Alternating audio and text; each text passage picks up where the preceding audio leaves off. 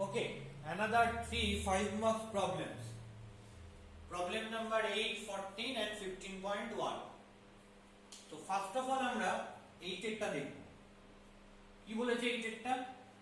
Integration sin x minus cos 2x by 1 plus sin x dx। দেখো নিচে 1 plus sin x রয়েছে, তাহলে আমাকে কি চেষ্টা করতে হবে যে এই 1 প্লাস sin x টা যাতে আমি ক্যান্সেল আউট করতে পারি।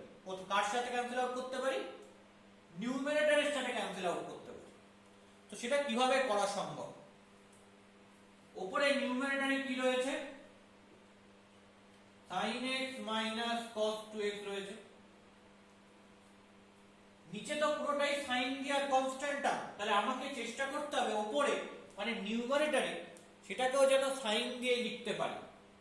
তাহলে সেটা কিভাবে সম্ভব? sin x মাইনাস এই যে cos 2x টা রয়েছে এটাকে সাইন দিয়ে লিখি। কি হবে? 1 minus 2 sin square x। ঠিক আছে, কারণ ওটাকে সাইন দিয়ে কেন লিখলাম?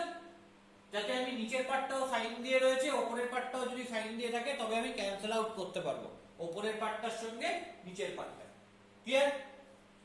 তাহলে এখান থেকে কি পাবো? sin x minus 1 plus 2 sin square x।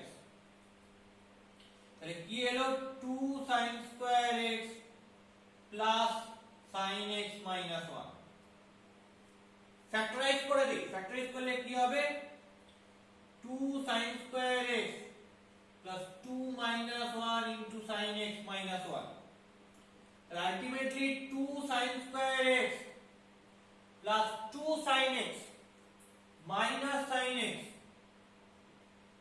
minus 1। প্রথম দুটো জায়গায় কি কমন যাবে? 2 sin x কমন যাবে। কি হবে কমন গেলে? sin x plus 1। দ্বিতীয় দুটো থেকে কি কমন যাবে? লাস্টের দুটো থেকে মাইনাস কমন যাবে। কমন গেলে কি হবে? sin x plus 1। এবার এই দুটো থেকে sin x plus 1 কে কমন নিয়ে নিলাম। কি হবে কমন নিলে? 2 sin x minus 1। তাহলে এই জিনিসটা থাকলো। তাহলে integration sin x minus cos 2x কে লিখতে পারি sin x plus 1 into 2 sin x minus 1 by নিচে কি রয়েছে? 1 plus sin x পুরোটা dx। দেখো 1 plus sin x আর 1 plus sin x এই দুটো ক্যান্সেল আউট হয়ে গেল। তাহলে কি পড়ে গেল? Integration 2 sin x minus 1 dx। তাহলে এটাকে কি লিখবো? 2 integration sin x dx minus integration dx। তাহলে কি হবে? 2 ইন্টিগ্রেশন sin x dx মানে minus cos x minus x plus c, where c is integrating constant, where c is integrating constant। তাহলে এখান থেকে মাইনাস কমন নিয়ে নিলে দেখো কি আসছে? এখান থেকে x আসছে, এখান থেকে মাইনাস কমন নিয়ে নিলে প্লাস 2 cos x আসছে প্লাস c। ঠিক আছে, ওয়েল প্রুফটা মিলে গেছে। Left hand side equal to right hand side. তাহলে দেখো আমার ইনটিউশনটা কি? যেহেতু নিচে পুরোটা সাইন দিয়ে রয়েছে, কনস্ট্যান্ট প্লাস sin x মানে পুরোটা যদি সাইন দিয়ে রয়েছে, তাহলে আমি চেষ্টা করতে হবে উপরেও যেন পুরোটা সাইন দিয়ে আসে। তাহলে উপরে যদি পুরোটাকে আমি সাইন দিয়ে আনতে পারি তাহলে আমি কি করব? সেটাকে ফ্যাক্টরাইজ করতে পারবো, করে উপর আর নিচের পার্টটা আমি ক্যান্সেল আউট করতে পারবো। ঠিক আমি 9 এর অঙ্কটা এখানে লিখিনি। অ্যাকর্ডিং টু ইওর বুক 9 এর অঙ্কটা কি আছে? ইন্টিগ্রেশন, আমি একটু জাস্ট মেথডটা বোঝানোর চেষ্টা করছি। Integration cos x minus cos 2x by 1 minus cos x dx।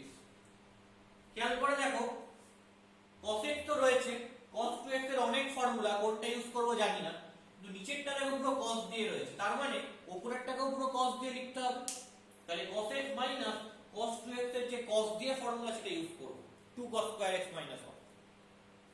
তারপর উপরের পার্টটাকে কি করব, সিম্পলিফাই করব, করে ফ্যাক্টরাইজ করব, দেখো ফ্যাক্টর করলে উপরের পার্টটার সঙ্গে নিচের পার্টটা ক্যান্সেল আউট হয়ে যাচ্ছে। এবং তারপর যেমন জেনারেল ইন্টিগ্রেশন করতে হয় with help of known formula known result সেরকম ইন্টিগ্রেশন করে নেব। তাহলে এই অঙ্কগুলো সেম টাইপের অঙ্ক, আমায় ডিনোমিনেটরে কিসের ফাংশন রয়েছে সেটা দেখে নিউমারেটরটা সাজাতে হবে। যখন এই কনফিউশনটা ক্রিয়েট হবে যে cos 2x এর জায়গায় কার ফর্মুলা ইউজ করব, এই কনফিউশনটা ক্রিয়েট হবে, তখন আমি এভাবে করব। তো নাম্বার 8 গেল, এবার আসছি নাম্বার 14। 14 এর অঙ্কটা খুব পরিচিত অঙ্ক।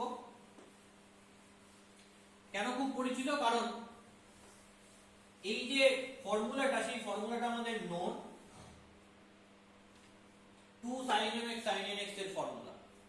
কোন চ্যাপ্টারে? Transformation of sums and products chapter. দেখি 14 এরটা কি বলেছে। Integration sin mx into sin nx dx।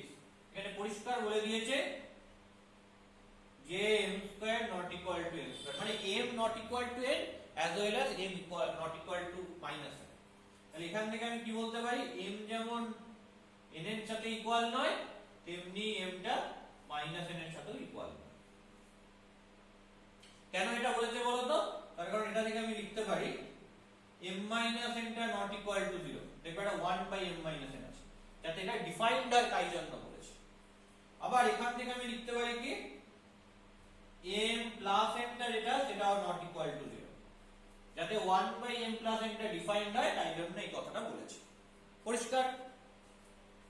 এবার আমি এইটাকে ইন্টিগ্রেট করব কি করে, 1 by 2 নিলাম, 2 sin mx into sin nx dx, তাহলে half 2 sin a sin b কি formula, cos a minus b minus cos a plus b। তাহলে cos a minus b মানে mx minus nx minus cos a plus b mx plus nx। তাহলে 2 sin a sin b মানে কি cos a minus b minus cos a plus b dx। তাহলে এখান থেকে আমি কি পাচ্ছি, দুটো ভাগে ডিভাইড করে নি, half integration cos m minus n into x dx minus half integration cos m plus n into x dx। এই দুটো পার্ট পেয়ে গেলাম। তাহলে এখান থেকে কি লিখতে পারি, হাফ, আচ্ছা এটা কি cos m minus n into x, m minus n টা কি কনস্ট্যান্ট, ঠিক? তার মানে আমি ফর্মুলাটা কি জানি, দেখো cos x dx করলে কি হবে, হবে হচ্ছে sin x by a plus c। এখানে এটা কি, এটা হচ্ছে একটা constant that is independent of x। আমি আর অতটা লিখছি না ডিটেইলসে, এগুলো আমি বহুবার আগে লিখে দেখিয়েছি, that is constant independent of x। তাহলে এখানে কনস্ট্যান্টটাকে, এটা ফর্মুলা, এখানে কনস্ট্যান্টটাকে, এখানে কনস্ট্যান্ট হচ্ছে m মাইনাস। তাহলে কি ফর্মুলা আসবে, আসবে হচ্ছে sin m minus n into x by constant মানে বাই এটা, মানে বাই m minus n টা। এটা ডিফাইন কেন, কারণ m minus n not equal to 0 এটা বলে দিয়েছে তাই। মাইনাস হাফটা কমন নিয়ে নিয়েছি, এখানে কনস্ট্যান্টটা কি, এখানে কনস্ট্যান্ট হচ্ছে m plus n। তাহলে কি পাবো ইন্টিগ্রেট করলে, sin m plus n into x by m plus n। তাহলে আলটিমেটলি কি আসবে, হাফটা কমন নিলে sin m minus n into x by m minus n minus sin m plus n into x by m plus n। আর তার সঙ্গে কি আসবে, তার সঙ্গে আসবে plus c, where c is integrating constant, where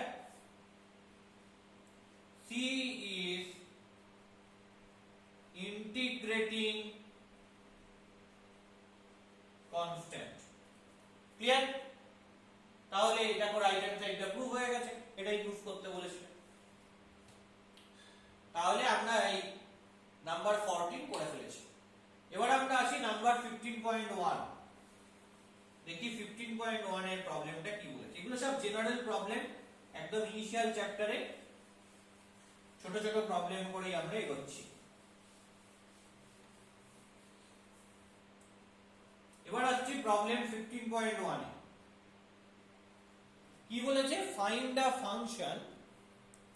একটা ফাংশন আমাকে বার করতে বলেছে যার ডেরিভেটিভটা হচ্ছে এটা।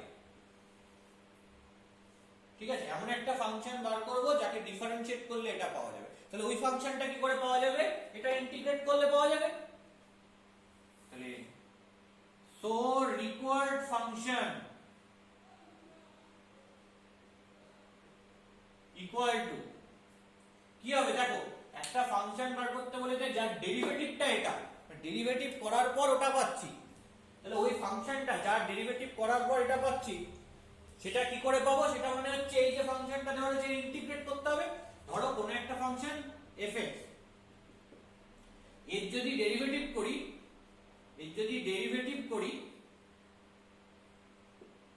ডেরিভেটিভটাকে আমি শর্টে der করে লিখছি। এর যদি ডেরিভেটিভ করি তাহলে এটা পাই। তাহলে f(x) টা কি করে পাবো? আমরা জানি ডেরিভেটিভ মানে ডিফারেন্সিয়েশন আর ইন্টিগ্রেশন একে অপরের অপোজিট অপারেশন। তাহলে আমি এই যে ফাংশনটা রয়েছে এর যদি ইন্টিগ্রেশন করি তাহলে f(x) পেয়ে যাব। ব্যাপারটা অ্যাকচুয়ালি তাই।